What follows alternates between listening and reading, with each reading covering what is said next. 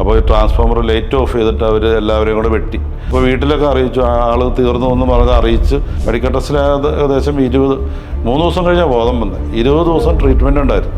അപ്പോൾ കറണ്ടില്ല, അത് എത്ര വെട്ട് കിട്ടിയെന്ന് നമുക്ക് ബോധമില്ല. കിണറ്റിൽ പോയി ഗൾഫിൽ ചെന്നാൽ പെട്ടെന്ന് കാശുണ്ടാക്കാം. അപ്പോൾ ഞാൻ പറഞ്ഞു, ഞാൻ ചാടിപ്പറഞ്ഞു, ഞാൻ പൊക്കോളാന്ന് പറഞ്ഞു. അന്ന് സ്വന്തക്കാരും ബന്ധക്കാരും ഒക്കെ പറഞ്ഞു ഇവന് ഭ്രാന്താണ്, ഇവന് തുടങ്ങിയാൽ രക്ഷപ്പെടാൻ പോകണില്ല.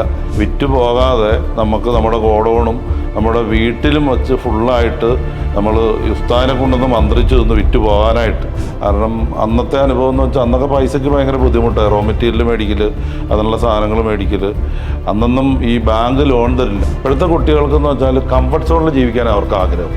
അവർക്ക് 10 to 5 ആണ് അവർ. ശരിക്കും ബിസിനസ്സിലേക്ക് പിള്ളേരൊക്കെ വരേണ്ടത്.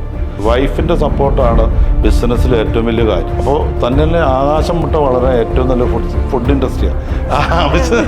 ഞങ്ങളൊക്കെ പുറയിലാണ്. കാരണം ഞങ്ങൾ സ്ഥിരമായിട്ട് ക്ലാസ്സിൽ കയറാറില്ല, അതുകൊണ്ട് ഞങ്ങളൊക്കെ പുറയിലെ ബെഞ്ചുകാരാണ്. പക്ഷേ ബിസിനസ്സിൽ വന്ന മിക്കവരും അങ്ങനെയാണ്.